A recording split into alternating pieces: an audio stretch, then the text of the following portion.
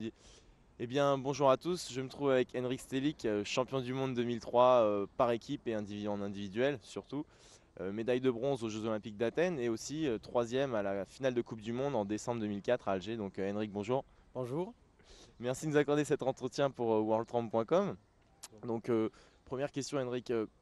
Quand et dans quelles circonstances as-tu démarré le trampoline? Ouais, je me remercie aussi pour cet entretien. C'était en 87, non, ouais, 87 que j'ai commencé. Effectivement, c'était à Salzgitter et je suis même aujourd'hui, je m'entraîne à Salzgitter avec Ute Laxenpitkamin et c'est ça que j'ai commencé. Voilà. Et pourquoi?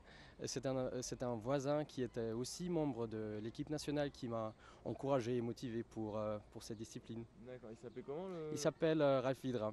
D'accord. Voilà. Ok. Ton meilleur souvenir en trampoline?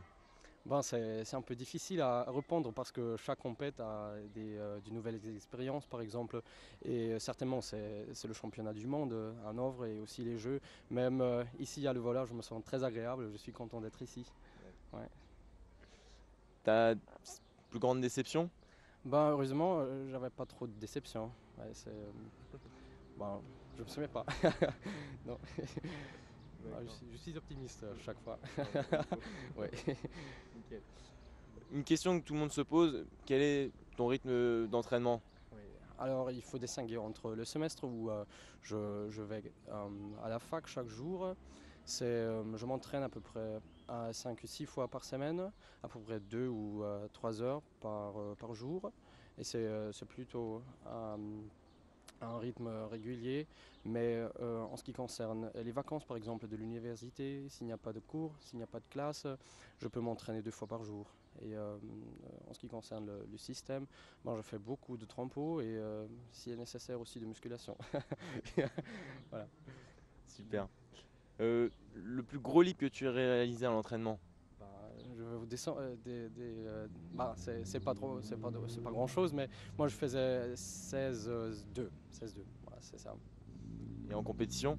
16-0, alors c'est pas grand chose. Voilà. Faut déjà le faire. Il y a des gens qui font beaucoup de plus, mais moi j'ai une autre philosophie peut-être. Voilà. Non mais n'hésite pas, ça a payé hein, visiblement. Donc, Ouais. euh, Heureusement. quelle est la figure la plus difficile que tu as réalisée? Je crois que c'était des combinations avec un Fintriff. Ouais. Mhm. D'accord. Ouais, c'est tout. Euh, que- Quelles sont tes figures préférées? Et inversement, celles que tu n'aimes Ouais. pas travailler? Alors en général, j'aime bien travailler pour l'imposer. Alors c'est quelque chose dont je suis passionné vraiment. Et en ce qui concerne la libre, par exemple, j'aime beaucoup le full enough pike, par exemple, et les full full aussi. Ce que j'aime pas trop, ce sont les tripes. Ouais. Alors je préfère les twists. D'accord, Voilà, voilà. briller, ouais. Briller. Voilà. Euh, Michael Kuhn, ancien grand trampoliniste Ouais. d'Allemagne, et Ute Luxen-Pikatmin Mhm. sont les entraîneurs de la sélection allemande. Ouais. Peux-tu nous parler brièvement de tous les deux et de leur respective façon d'entraîner? Oui. Alors, Michael Kuhn est notre entraîneur qui s'occupe de tout. Alors, il est le chef. Et Ute Loxen-Pitcamin, elle s'occupe de l'équipe féminin. Mais elle est aussi, à mon club, elle est l'entraîneur principal. Et c'est avec elle que je travaille chaque jour. Et en stage, c'est avec Michael Kuhn que je m'entraîne. En ce qui concerne la façon de nous entraîner, à peu près, c'est plus ou moins la même chose. Ils sont très créatifs en ce qui concerne l'entraînement technique et c'est la chose la plus importante pour moi. Ouais, et tous les deux, ils savent me motiver et m'encourager. Ouais. Et leur expérience te sert? Ouais, évidemment, évidemment. C'est un point qui est très important pour nous et on peut en profiter, certainement. Oui. Mm. D'accord.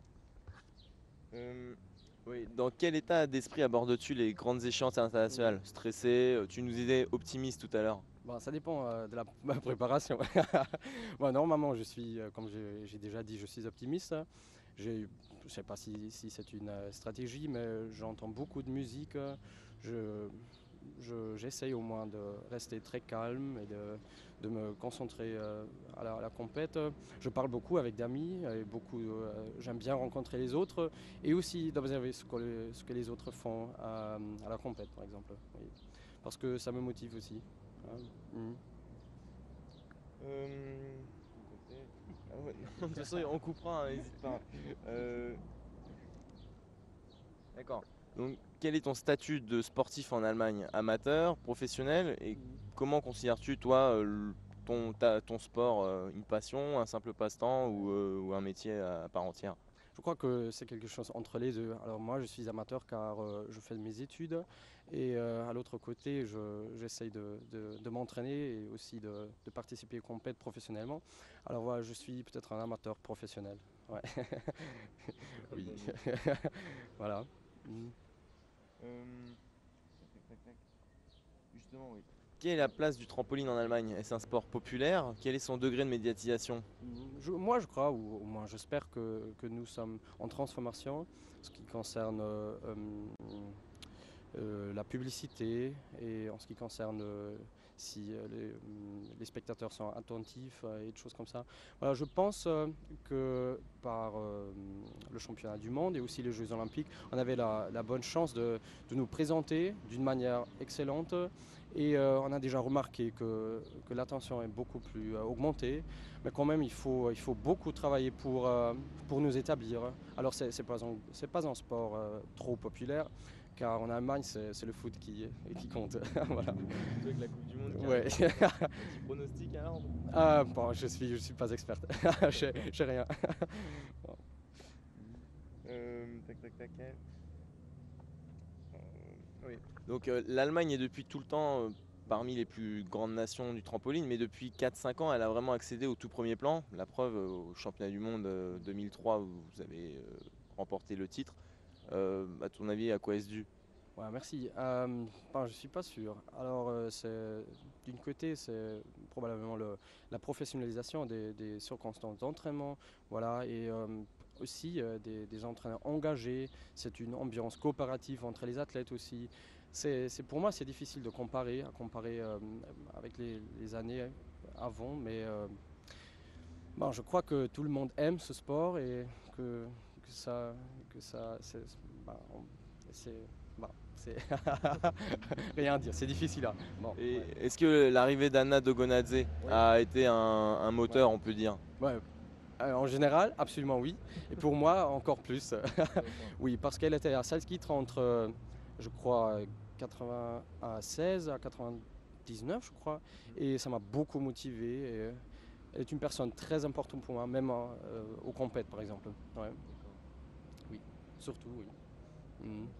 Ouais. Euh, Voilà. Y a-t-il eu un engouement autour de toi après les Jeux Olympiques et les championnats du monde? Oui, je dirais oui. Alors, Anna aussi et moi, on avait beaucoup d'invitations, par exemple. Il y a beaucoup de galas et aussi un peu de publicité. Des sponsors s'intéressent ou ça commence à s'intéresser.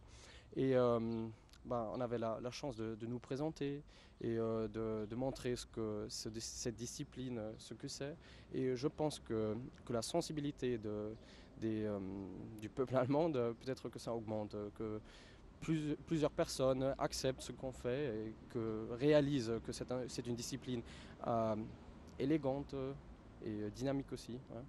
D'accord, justement, parce que d'après mes informations, vous avez reçu Ouais. pas mal de distinctions. Vous avez rencontré Ouais. aussi le Bundeskanzler et le Ouais. Bundespräsident et la médaille de Flato. Ouais. Si tu peux nous en parler. Tu t'es très bien renseigné, voilà. Oui, ce sont des choses très importantes pour moi parce que je pense c'est pas du popularité, mais c'est une chose qui nous donne alors la distinction sociale et qu'on nous montre qu'on respecte ce qu'on fait et notre engagement. Et, ouais. Alors c'était Et, très intéressant pour moi aussi parce que je suis étudiant des Sciences Po. Et de rencontrer ces personnes-là, c'est toujours une chance aussi pour la profession. Oui. que vous a dit le chancelier Schröder? Ce qu'il nous a dit, ben, on a parlé des choses généraux, hein. Ouais, pas grand-chose. Mais avec le président, on a parlé de mes études, par exemple. Ah. Oui. T'as trouvé un stage? Peut-être, on verra. Oui. Mm. D'accord, c'est bien ça. C'est sympa. Nous, il n'y a jamais un trampoline qui a été reçu par le Premier ministre chez nous. Ça se saurait. Ah oui, Il faut inviter monsieur de Villepin. non, ouais, c'est vrai, t'as vu qu'on a un nouveau. Ouais, Oui. ça y est, ils nous ont viré à la Évidemment. fin. C'est une question de temps. Oui. Que représente pour toi le geste d'Irina Karavaeva, championne du monde 2001, qui rétrocède sa médaille à Anna Dogonadze suite à une erreur de difficulté dont elle a bénéficié? Moi j'ai beaucoup de respect et je pense que c'est une geste très sportive et c'est fair play. Alors c'est grand chose et c'est vachement bien. Oui. Mhm. Attends, je surveille l'heure 2 secondes, qu'on n'aille pas te mettre en retard. Parce que